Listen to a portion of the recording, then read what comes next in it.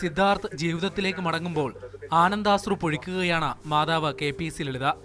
ജീവിതത്തിലെ ഏറ്റവും ദുർഘടമായ കാലമാണ് കടന്നുപോയത്. അപകടത്തിൽപ്പെട്ട ആശുപത്രിയിലെത്തിച്ചപ്പോൾ തന്റെ മകനെ ജീവിതത്തിലേക്ക് മടക്കിക്കൊണ്ടുവരാൻ സാധിക്കുമെന്ന് കരുതിയിരുന്നില്ലെന്ന് KPC ലളിത പറഞ്ഞു. പ്രാർത്ഥനകൾക്ക് നിറകണ്ണീരാണ് KPC ലളിതയുടെ മറുപടി. അവസാനം ഇദ്ദേഹമാണ് എന്നെ വിളിച്ച് പറയുന്നത്, സിദ്ധാർത്ഥൻ പേര് പറഞ്ഞു കേട്ടോ എന്ന് പറഞ്ഞപ്പോഴാണ് എനിക്ക് അവനെ കാണണമെന്ന് തോന്നി.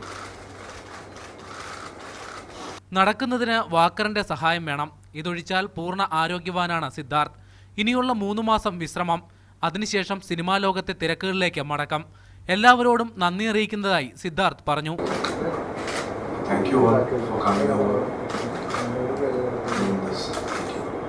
കഴിഞ്ഞ മാസം 12-നാണ് കൊച്ചി വൈറ്റ് ലേക്ക് സമീപം സിദ്ധാർത്ഥ് ഓടിച്ചിരുന്ന കാർ അപകടത്തിൽപ്പെട്ടത്.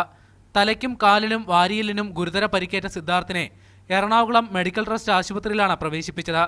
Neuro surgeon Sudheesh Karunakaran, ortho വിഭാഗം മേധാവി ഡോക്ടർ വിപിൻ തെരുവിൽ എന്നിവരുടെ നേതൃത്വത്തിലായിരുന്നു ചികിത്സ. മീഡിയ 1 കൊച്ചി.